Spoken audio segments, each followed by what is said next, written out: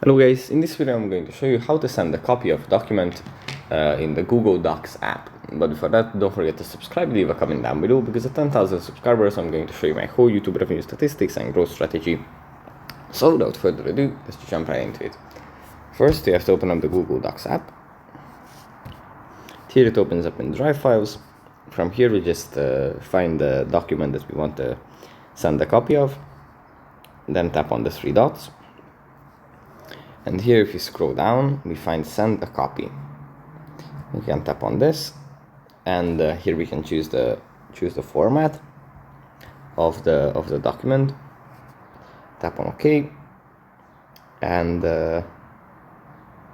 yeah, here we have multiple options to share it with, and we can just tap on whichever one we would like to share it, and then send a copy of that document to that place. So yeah, that's pretty much it for this video. Hope it was helpful for you guys, and I'll see you in the next one. Bye.